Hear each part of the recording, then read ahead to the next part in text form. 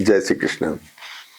मकर राशि मकर लग्न वालों के लिए बहुत स्ट्रॉन्ग कॉम्बिनेशन है। उसका ये रीजन ये है कि सूर्य और मंगल जैसे ग्रह आपके पास में केंद्र में चल रहे हैं, राशि पर लग्न पर चल रहे हैं। ग्रहों की पोजीशन बहुत अच्छी है। तो आप हमारा चैनल सब्सक्राइब करें और हम आपको बताते हैं कि इतने अच्छे ग्रहों के रिजल्ट आप कैसे फायदा उठा सकते हैं।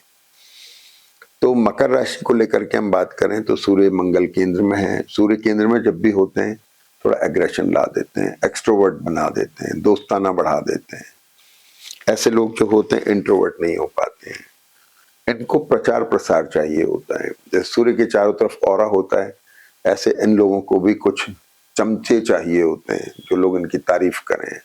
फोन के ऊपर बात करी, वो उसने तारीफ सुन ली उसकी। ये सूर्य का बड़ा गजब कैरेक्टर है। तो सूर्य रिकॉग्निशन के कारक है, मंगल के साथ में है। लेकिन सप्तम भाव पर जब दृष्ट होते हैं वहां पर थोड़ा जहां भी दृष्ट होते हैं हल्का सा इरिटेशन डेवलप करते हैं। इसलिए मैरिटल रिलेशनशिप में सूर्य का लग्न में और सप्तम में अगर स्थिति अच्छी नहीं है तो कोशिश करते हैं चार्ट को अवॉइड करने की, वो इरिटेशन आता है। बहुत एक्सट्रोवर्ट ऐसे लोग होते हैं, जरा मॉडर्न होते हैं, पहनने में, खाने में, इस तरह की चीजें होती हैं। तो सूर्य यहाँ पर इस तरह के कैरेक्टर दे रहे हैं। अब देखिए सबसे बड़ी बात क्या है कि राहु शुक्र बुध, राहु सेकंड हाउस में वर्गोत्तम में, केतु अष्टम में वर्गोत्तम में है, बुध शुक्र यहाँ पर अस्त हैं, मंगल भी अस्त हैं, गुरु यहाँ पर वक्री है छठे भाव में। अब छठे भाव का गुरु द्वादश पे अपने स्थान पे दृष्ट है तो इन्वेस्टमेंट करा रहा है, खर्च करा रहा है। तो मंगल जो है चतुर्थेश होके केंद्र में बैठे हैं तो एसेट में खर्च करा रहा है, एसेट बन रहे हैं। यहाँ देखेंगे अगर हम तो चौथे और आठवें स्थान के लॉर्ड केंद्र में है, यानी एसेट फॉर्मेशन हो रहा है, खरीदी जा रही है चीजें। सबसे पहले बात करें मेष राशि की, तो उसमें सबसे खास बात क्या है कि मंगल और केतु की दृष्टि थोड़ा इसको एक्यूट बना रही है। चौथा स्थान पे कमर में, पेट में दर्द की स्थिति बन सकती है। हालांकि केतु शुक्र बुध और राहु से दृष्ट होके, मंगल से दृष्ट होके एक्यूट तो है लेकिन प्लीजेंट बहुत है, ग्लैमरस है। तो ग्लैमर प्रोन चीजों की खरीदारी होना और थोड़ा सा एसिडिक कैरेक्टर होना जिसकी वजह से खास तौर पे पेट में दर्द होना, थायराइड, शुगर और ब्लड प्रेशर के पेशेंट्स को थोड़ा ध्यान रखने की जरूरत है। सूर्य केंद्र में बैठ करके थोड़े खांसी की समस्या भी देते हैं, गला खराब भी देते हैं, तो खांसी भी हो सकती है। ये चीज हो गई। अब वृषभ राशि पे शनि की बहुत अच्छी दृष्टि है, धन भाव की दृष्टि है, पैसे को लेके चिंता, कंसर्न बता रहा है। और पंचम भाव के राहु शुक्र बुध की जो कॉम्बिनेशन है वो आपको प्लीजेंट बना रहा है, परफेक्शनिस्ट बना रहा है, ग्लैमर प्रॉन बना रहा है। गुरु खर्च करा रहे हैं, बिजनेस मैरिटल रिलेशनशिप के अंदर चेंजेस आ रहे हैं। ऐसे करके जन्मपति बड़ी स्ट्रांग है। अब हम बात करें तो सबसे पहले जैसे पिछले वीक में चंद्रमा तुला राशि में थे, तो इस वीक की शुरुआत भी तुला राशि से हुई। तो वीक की शुरुआत तुला राशि से हुई और इस तुला राशि के ऊपर इस राहु की दृष्टि हुई, इस गुरु की दृष्टि हुई। तो दशम भाव आपके वर्क फील्ड का हो गया, प्रोफेशन का हो गया, ठीक है ना। प्रोफेशन का कारक हुआ, वहां थोड़ा डिसैटिस्फैक्शन आ रहा है। राहु शुक्र बुध का कॉम्बिनेशन से थोड़ा प्लीजेंट बना रहा है, स्टेबिलिटी तो दे रहा है लेकिन थोड़ा हल्का स्ट्रेस दो तरह का है, काम ना होने का और काम ज्यादा होने का, वो चीज इसमें दिखाई दे रही है।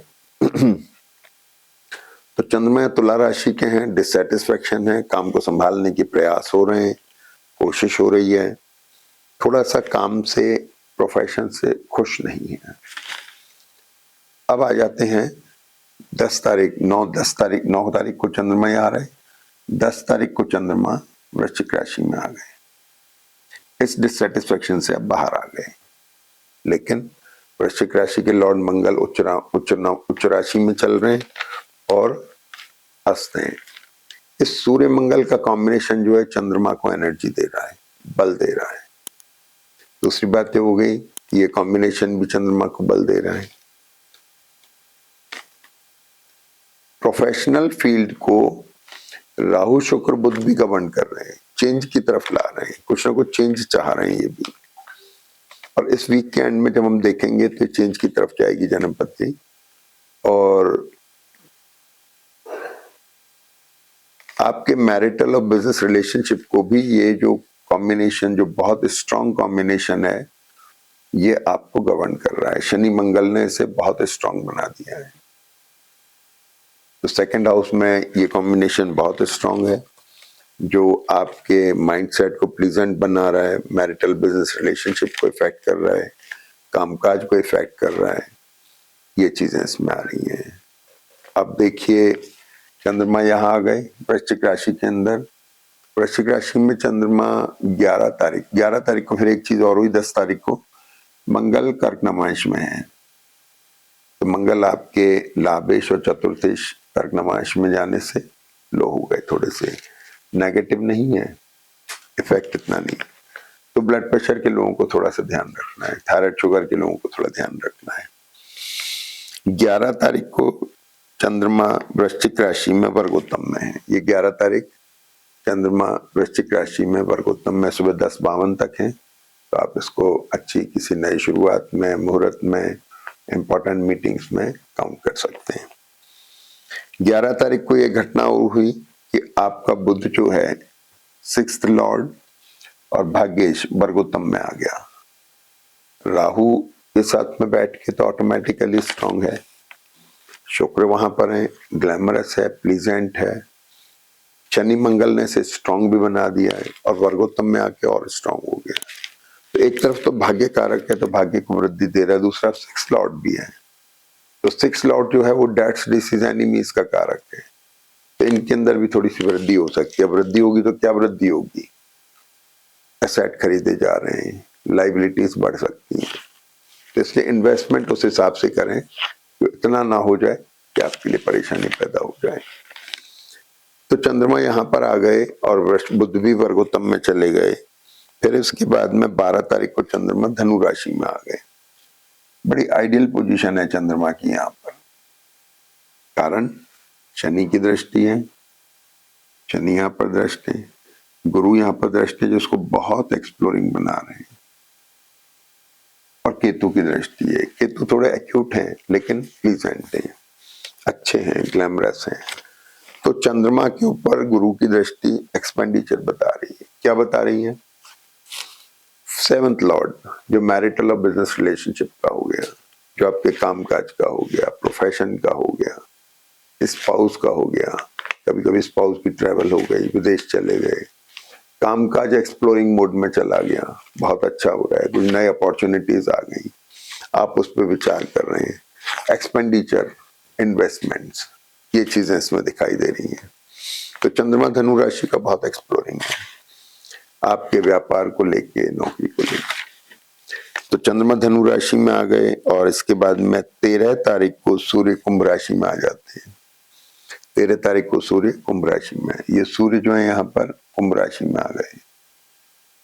सूर्य यहाँ से हट गए हैं। इरिटेशन 7th लॉर्ड पे जो था, मैरिटल बिजनेस रिलेशनशिप, इन पे जो इरिटेशन था वो खत्म हो गया है। 2nd हाउस में सूर्य थोड़े से एक्यूट हैं, इरिटेटिंग है, बोलने पे ध्यान रखना है, बात खराब ना हो जाए। एसेट फॉर्मेशन की तरफ बहुत ज्यादा एग्रेसिव है। सूर्य राहु के साथ में बैठ करके स्ट्रांग है, शुक्र बुध के साथ में स्ट्रांग है, और शनि मंगल ने उसको और मजबूत कर दिया, यानी एसेट खरीद रहे हैं। जन्मपत्री अगर फेवर कर रही है तो एसेट का फॉर्मेशन हो रहा है, लग्जरी प्रॉन चीजों में आपका पैसा खर्च हुआ है। बिजनेस इन्वेस्टमेंट भी हो सकते हैं। शेयर मार्केट, एनसीडीएक्स, उतार चढ़ाव के काम करने वालों को विशेष ध्यान रखना है। लाइबिलिटी गुरु तैयार बैठे क्रिएट करने को, इसलिए केयरफुल रहें थोड़ा सा। और इसके बाद में फिर चंद्रमा मकर राशि में आ जाते हैं, यानी केंद्र से चंद्रमा की, इस वीक में केंद्र से चंद्रमा शुरू हुए और केंद्र में आके ही चंद्रमा खत्म हो गए। तो मान के चलिए कि 15 तारीख को चंद्रमा मकर राशि में आ गए। जब मकर राशि में यहाँ पर आ गए तो इस पर कहना चाहिए कि इसको ये थोड़े से बल दे रहे हैं ग्रह। मकर राशि के लॉर्ड चंद्रमा शनि है, शनि 3रे स्थान में है। तो मकर का चंद्रमा मंगल के साथ में 7म भाव पर दृष्ट है। मंगल आपके यहाँ पे लाभ स्थान के उसके फोर्थ हाउस के कारक हो गए, तो मैरिटल और बिजनेस रिलेशनशिप को स्टैब्लिश मोड में ला रहे हैं चंद्रमा। तो अब इसके नक्षत्र बदलते रहते हैं, तो चंद्रमा थोड़े से उसके ऊपर ज्यादा कंसर्न डेवलप कर रहे हैं। आपका नौकरी पेशा, आपका व्यापार, आपका वर्क फील्ड, आपके स्पाउस, मैरिटल और बिजनेस रिलेशनशिप, इनके लिए चंद्रमा स्टेबल मोड में आ रहे हैं। तो ये बात रही। 9 से 15 फरवरी के ग्रह आपको मदद कर रहे हैं, आप इनका फायदा उठाएं। जय श्री कृष्ण। मकर भी हो गई ना, कुंभ और मीन 2 रह गई हैं।